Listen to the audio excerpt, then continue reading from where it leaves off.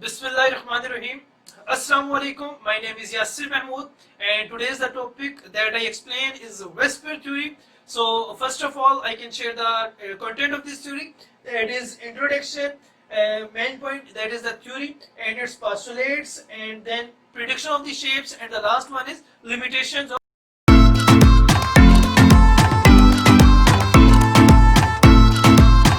After hearing the word Vesper, the first question that comes in our mind is what is Vesper, or what is the abbreviation of Vesper? So, Vesper theory stands for valence shell electron pair repulsion theory. इसके नाम से ही हम इसके काम की बात करते हैं जी। तो ये जो थ्योरी है हमारे पास valence shell electron pair repulsion theory, ये बेसिकली इलेक्ट्रॉन पेयर की रिपल्शन के बारे में है। और जो वैलेंस शेल के इलेक्ट्रॉन पेयर है बेसिकली जो हमारे पास नॉन पेयर आ जाते हैं, जो बॉन्ड पेयर आ जाते हैं, उनकी रिपल्शन के फिनोमिना को एक्सप्लेन कर रही है। इस थ्योरी के बारे में है कि 1940 के अंदर पोवल और सिडविक ने इस थ्योरी को एक्सप्लेन किया, और 1940 से पहले भी कोई थ्योरी होगी जो शेप्स ऑफ मॉलिक्यूल्स को एक्सप्लेन कर रही होगी। तो सबसे पहले हम उस थ्योरी की लिमिटेशंस को देख लेते हैं, उस थ्योरी में कौन सी गलतियां थी जिस वजह से एक नई थ्योरी जिसका नाम वेस्पर थ्योरी है उसको एक्सप्लेन करना पड़ा। तो लिमिटेशंस हैं जी लिविस कंसेप्ट की। हमारे पास सबसे पहले आ जाती है फॉर्मेशन ऑफ कोवलेंट बॉन्ड की। जो लिविस कंसेप्ट था इसके अंदर आयनिक बॉन्ड की फॉर्मेशन तो उसने बताई, मिसाल के तौर पे उसने हमें NaCl जैसे कंपाउंड्स होते हैं उनकी फॉर्मेशन इसे हमें बता दी कि NaCl जो हमारे पास है उसमें हम कह सकते हैं कि सोडियम जो है वो पॉजिटिवली चार्ज होता है, क्लोरीन नेगेटिवली चार्ज होता है। तो उन दोनों के दरमियान एक बॉन्डिंग बनती है। तो हमने कहा ठीक है वो आयनिक बॉन्ड थे। लेकिन जो हमारे पास कंपाउंड्स हैं, जैसे हमारे पास एक ही है क्लोरीन Cl2 है, N2 है, H2 है हाइड्रोजन, तो इन कंपाउंड्स में अगर हम बात करते हैं तो क्लोरीन 2 Cl2 की तो दोनों नेगेटिवली चार्ज हैं, कोई पॉजिटिव चार्ज नहीं है। तो हम ये कहते हैं कि इनके दरमियान जो बॉन्डिंग हो रही है वो लिविस कंसेप्ट ने उसको सही से एक्सप्लेन नहीं किया। तो सबसे पहली लिमिटेशन उसकी जो मेन थी वो तो ये थी कि फॉर्मेशन ऑफ कोवलेंट बॉन्ड जो है वो उसको एक्सप्लेन नहीं कर सका। जो दूसरी इसकी आ जाती है लिमिटेशन लिविस कंसेप्ट की, वो आती है स्ट्रक्चर ऑफ मॉलिक्यूल्स को। जो लिविस कंसेप्ट था वो स्ट्रक्चर जो थे मॉलिक्यूल्स को उनको भी वो सही से एक्सप्लेन नहीं कर सका।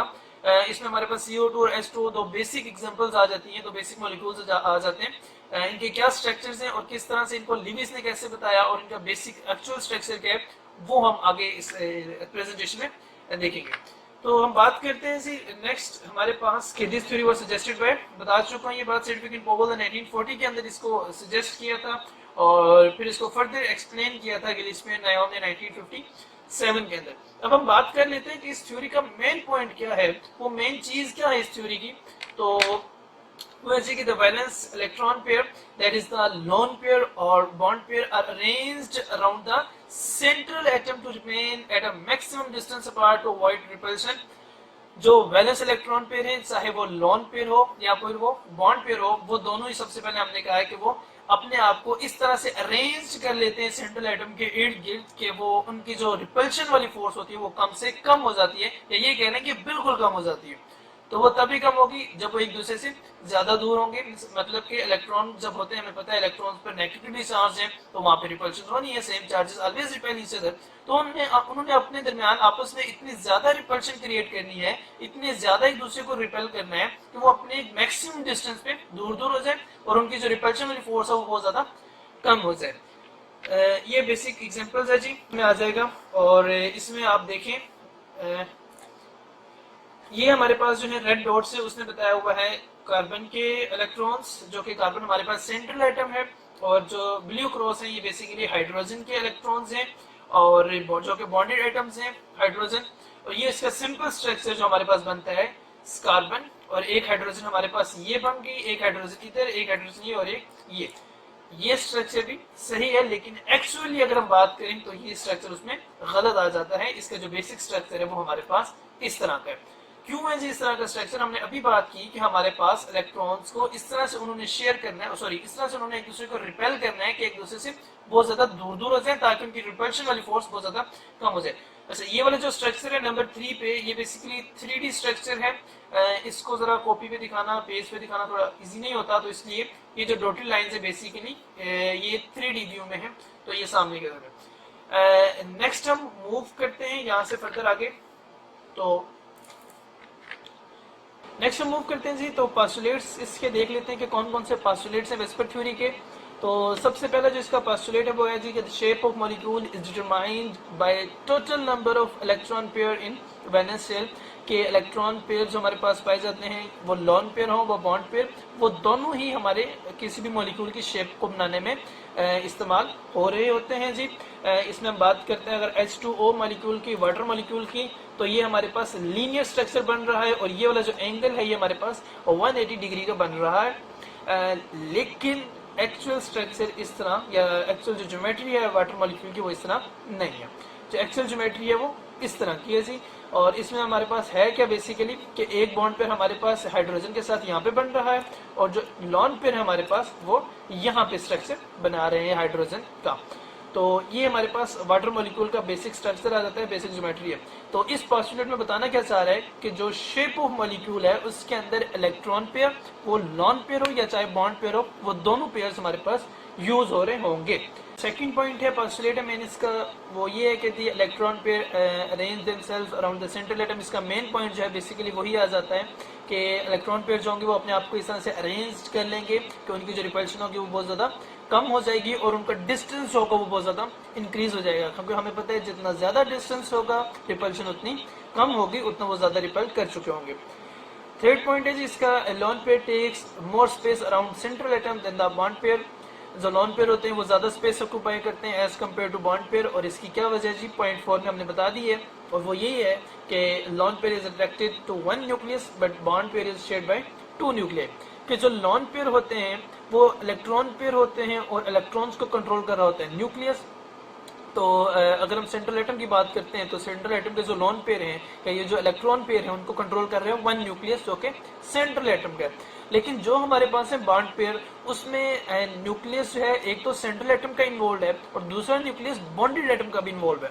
तो हम ये कह सकते हैं कि जो बॉन्डेड एटम्स या बॉन्ड पेयर जो होंगे उनको दो न्यूक्लियस कंट्रोल कर रहे होंगे और जो लॉन पेयर होंगे उसको एक न्यूक्लियस कंट्रोल कर रहे हैं। तो ये इसकी वजह है कि लॉन पेयर ज्यादा स्पेस ऑक्यूपाई करते हैं as compare to the bond pair. Next is last point है इसका वो ये कि the minimum repulsion is evidence of minimum energy and maximum stability of molecule. कि जो रिपल्शन किसी भी मॉलिक्यूल की हमें पता है जितनी ज्यादा कम होगी मॉलिक्यूल उतना ज्यादा स्टेबल होगा, स्टेबिलिटी मॉलिक्यूल की उतनी ज्यादा होगी। तो ये इसके थे इसकी रिपल्शन स्ट्रेंथ भी देख लेते हैं जी।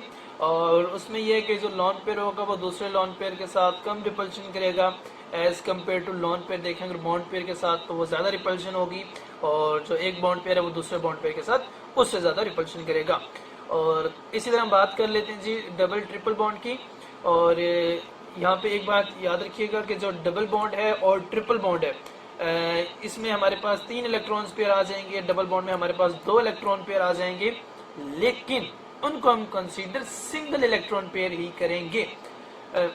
मिसाल के तौर पे कार्बन डाइऑक्साइड की बात करते हैं जी। अगर कार्बन डाइऑक्साइड की हम बात करें तो हमारे पास 1, 2, 3 एंड 4 तो 4 यहाँ पे बॉन्ड पेयर शो हो रहे हैं, लेकिन ये जो हमारे पास 4 बॉन्ड पेयर हैं जो कि डबल बॉन्ड है इस वजह से हम इसको सिर्फ 2 बॉन्ड ही इंक्लूड करेंगे, एक बॉन्ड पेयर आ जाएगा ये और एक बॉन्ड पेयर आ जाएगा ये। तो कार्बन डाइऑक्साइड के जो स्ट्रक्चर है इसमें 2 बॉन्ड पेयर आ जाते हैं। तो बताने का मकसद ये है कि ट्रिपल हो या चाहे डबल बॉन्ड हो उसको हम जो कंसीडर है वो सिंगल बॉन्ड ही करेंगे। देख लेते हैं अपनी shapes of and geometry of the molecules के जो मॉलिक्यूल्स हैं उनकी शेप्स किस तरह है, ज्योमेट्री किस तरह है जी। तो सबसे पहले कौन कौन से स्टेप्स हैं जिनको फॉलो करते हुए हमने मॉलिक्यूल्स की शेप्स वगैरह को ज्योमेट्री वगैरह को प्रिडिक्ट करना है जी। तो सबसे पहले डिटरमाइन द सेंट्रल एटम, हमें पता होना चाहिए जो मॉलिक्यूल है इसका सेंट्रल एटम कौन सा है। Draw the electron dot and cross structure, इसका डॉट एंड क्रॉस स्ट्रक्चर हमने ड्रा करना है। देन बॉन्ड पेयर को हमने अरेंज करना है, और बॉन्ड पेयर में क्या इलेक्ट्रॉन पेयर को ही बेसिकली अरेंज करना है, उसके लॉन पेयर और बॉन्ड पेयर को अलग अलग से। And the last one is determine geometry depending upon bonding pair. तो स्टेप बाय स्टेप चलते हैं जी और शेप्स को हम डिस्कस करते हैं। सबसे पहले जी prediction of shapes of molecules. तो इसमें हमारे पास 2 आ जाती हैं कैटेगरीज, एक वो मॉलिक्यूल्स जिसमें कोई लॉन पेयर नहीं होता और एक वो मॉलिक्यूल्स जिसमें एक से ज्यादा लॉन पेयर होते हैं। तो सबसे पहले हम डिस्कस करते हैं ऐसी कैटेगरीज को जिसमें किसी किस्म का लॉन पेयर नहीं होता। तो the molecules with no lone pair. तो वो कहते हैं जी the molecules which have no lone pair have 5 basic shapes. तो ऐसे मॉलिक्यूल्स जिनमें लोन पेयर नहीं होता वो 5 बेसिक शेप्स उनकी होती हैं, वो लीनियर आ जाएंगी।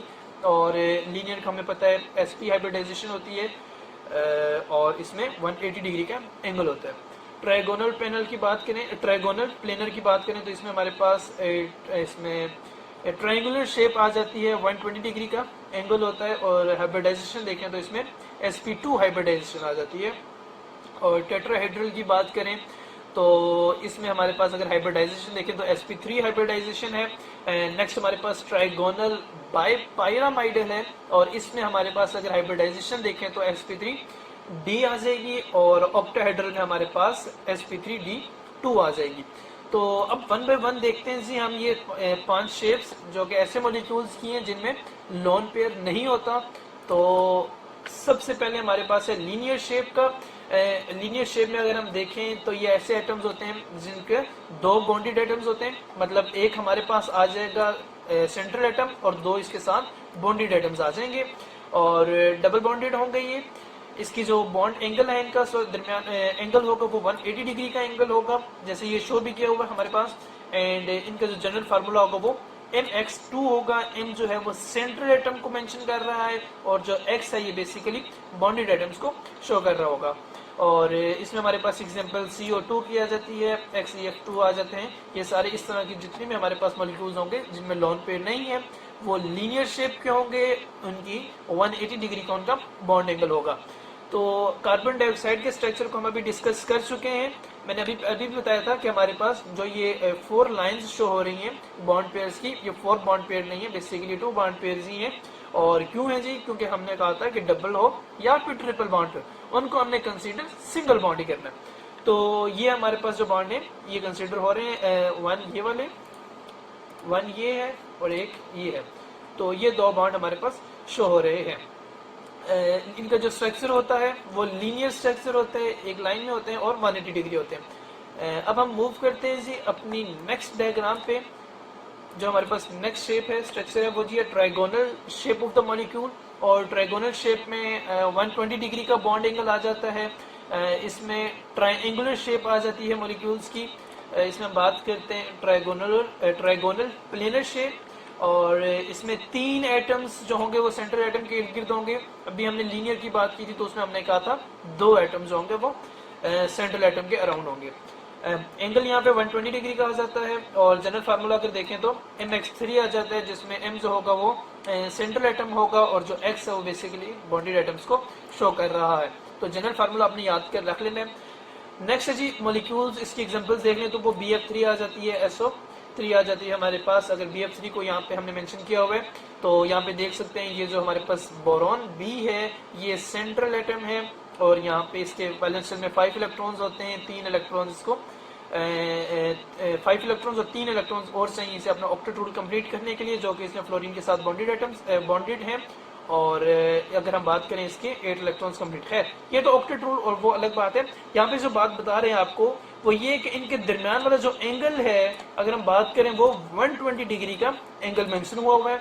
और ये इसकी मॉलिक्यूलर ज्योमेट्री जो कि 3D शेप आपको बोरॉन की दिखाई हुई है। नेक्स्ट मूव करते हैं हम अपनी जो नेक्स्ट डायग्राम है, जो नेक्स्ट शेप है उसको हम देख लेते हैं। तो वो है जी टेट्राहेड्रल जो कि sp3 हाइब्रिडाइजेशन है बेसिकली। इसमें 4 एटम्स बॉन्डेड होते हैं सेंट्रल एटम के साथ। और यहाँ पे जो हमारे पास बॉन्ड एंगल आ जाएगा वो 109.5 डिग्री का होगा। और इसका जनरल फार्मूला mx4 है, m basically central atom, x जो है वो बॉन्डेड एटम्स को शो कर रहा है। और ये इसका जो एंगल है हमने मेंशन किया हुआ है यहाँ पे ये 109.5 डिग्री शो है। ये स्ट्रक्चर जो CH4 है ये मीथेन का स्ट्रक्चर है और इसमें हमारे पास CH4 और SiH4 की एग्जांपल्स आ जाती हैं। ये जो स्ट्रक्चर बेसिकली है ये टेट्राहेड्रल स्ट्रक्चर है। नेक्स्ट हम देख लेते हैं जी, हमारे पास आ जाएगी ट्राइगोनल पायरामाइडल शेप ऑफ मॉलिक्यूल्स। अब जो मॉलिक्यूल होगा या सेंट्रल एटम होगा उसको 5 एटम्स ने बॉन्ड किया होगा जी।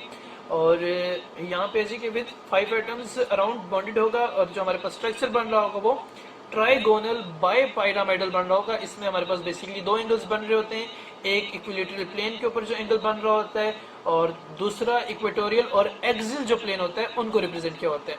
यहाँ पे मैं मेंशन कर देता हूँ कि हमारे पास एक जो एंगल होगा वो होगा सिर्फ इक्विलेटरल प्लेन का, और जो दूसरा होगा वो हमारे पास इक्विलेटरल के साथ साथ एक्सियल जो प्लेन होगा उसको मेंशन किया। तो जो इसका इक्विलेटरल प्लेन है, यहाँ पे आप लोग देख लें, जो इक्विलेटरल प्लेन है ये वाला, ये हमारे पास 120 डिग्री का, और जो इक्विलेटरल एक्सियल आपस में प्लेन है वो हमारे पास आ जाते हैं 90 डिग्री का। इसका जो जनरल फार्मूला है वो mx5 है, m जो है वो सेंट्रल एटम है, x जो बेसिकली वो बॉन्डेड एटम्स को शो कर रहा है, जो कि हमारे पास 5 एटम्स होते हैं। और इसमें अगर एग्जांपल्स की बात करें तो PCl5 है, FeCO into 5 आ जाएगा। और ये जो हमारे पास है PCl5 का स्ट्रक्चर जो है आपको शो करवाया हुआ है, और ये हमारे पास जो स्ट्रक्चर बना रहे हैं, ये जो हमारे पास स्ट्रक्चर है ये ट्राइगोनल, यहाँ से मैं आपको ग्रीन में शो करवाता हूँ जी, कि जो ये वाला हमारे पास स्ट्रक्चर बन रहा है ये हमारे पास बेसिकली बन रहा है ट्राइगोनल बाय पायरामाइडल, मतलब ये वाला स्ट्रक्चर। तो ये जो स्ट्रक्चर है ये हमारे पास ट्राइगोनल बाय पायरामाइडल शेप का बन रहा है। इसी के साथ हम मूव करते हैं अपने नेक्स्ट शेप की तरफ। हम उन मॉलिक्यूल्स की शेप पढ़ रहे हैं जिनमें नॉन पेयर इस वक्त नहीं होता।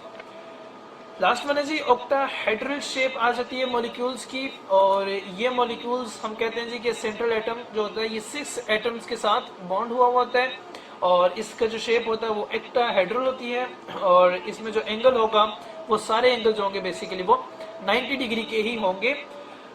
हम यहाँ पे कह देते हैं कि 6 एटम्स के साथ होता है अराउंड, और बॉन्ड एंगल जिनका जो होता है वो 90 डिग्री का होता है। General formula mx6 and then वही m और x, और जो इनमें एग्जांपल है वो SF6 से आ जाती है एंड MO CO into 6 आ जाएगी। ये वाली जो शेप बन रही है बेसिकली हमारे पास ऑक्टाहेड्रल शेप है।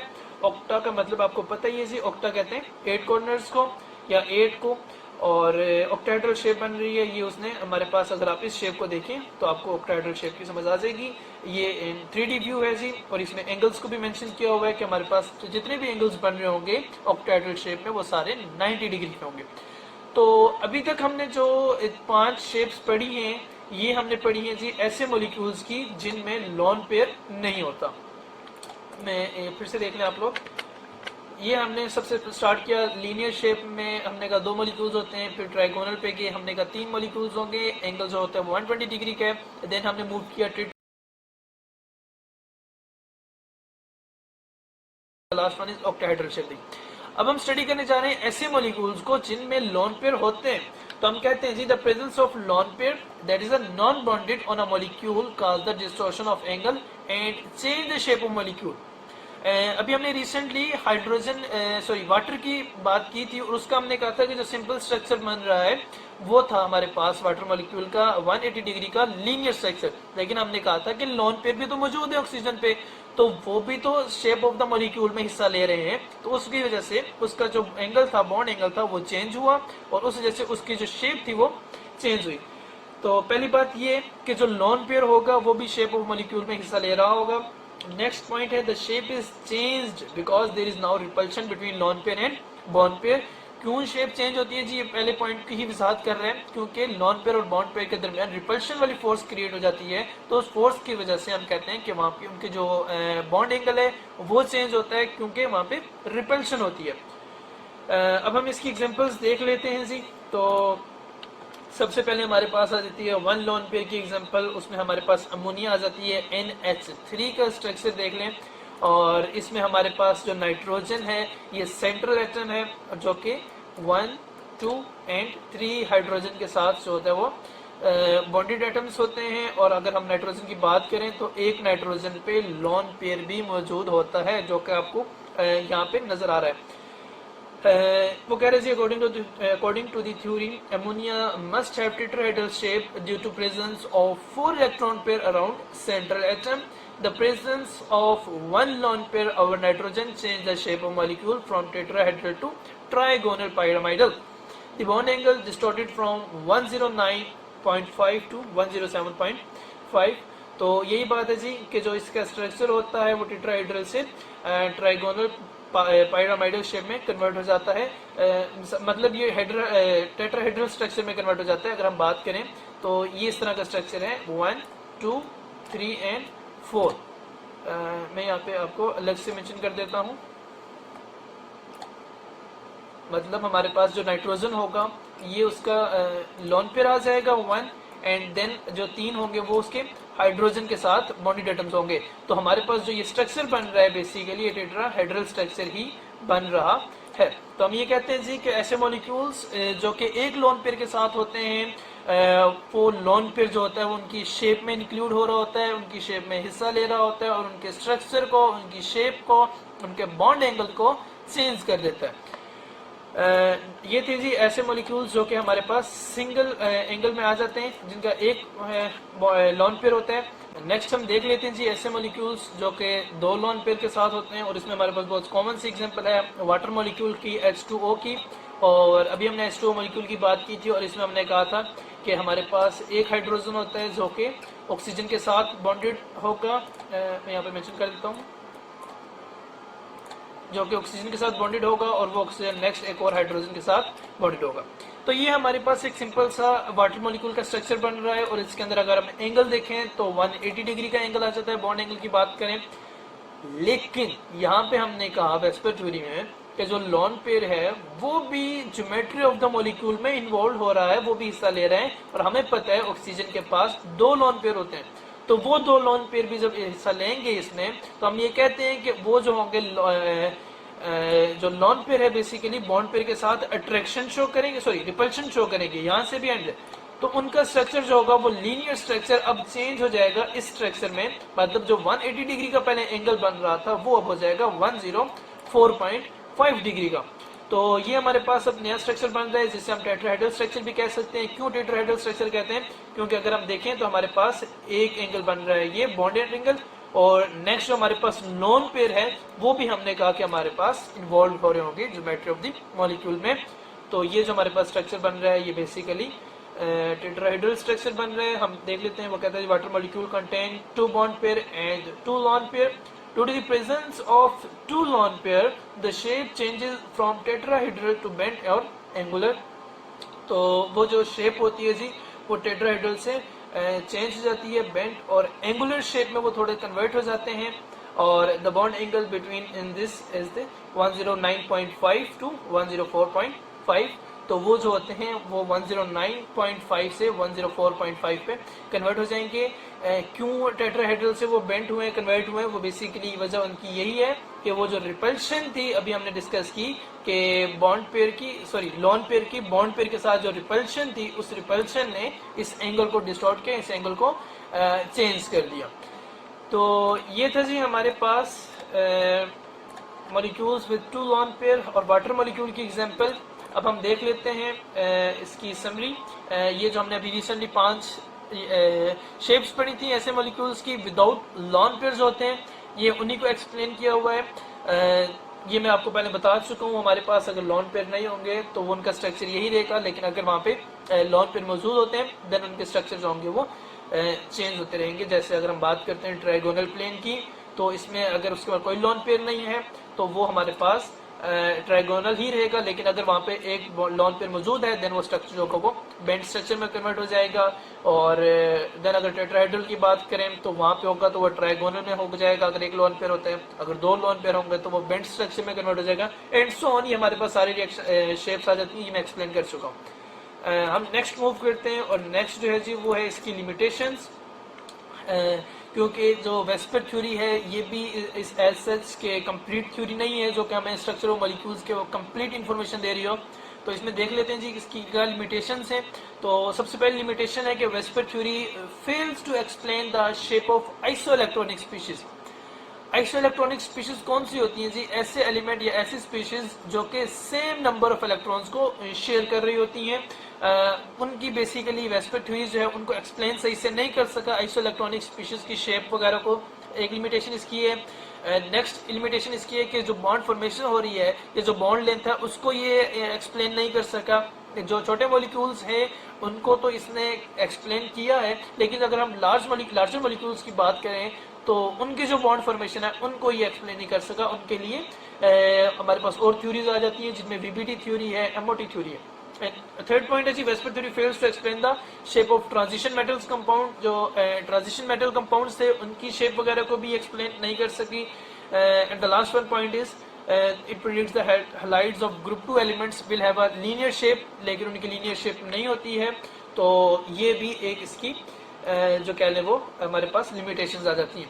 तो ये जो 4 पॉइंट्स हैं basically limitations of VSEPR theory को प्रेजेंट कर रहे हैं। इसी के साथ हमारी आज की प्रेजेंटेशन अपने इख्तिताम को पहुंची। If you have any question you can ask us, our group members will answer you, and thank you so much for watching this video. अल्लाह हाफिज।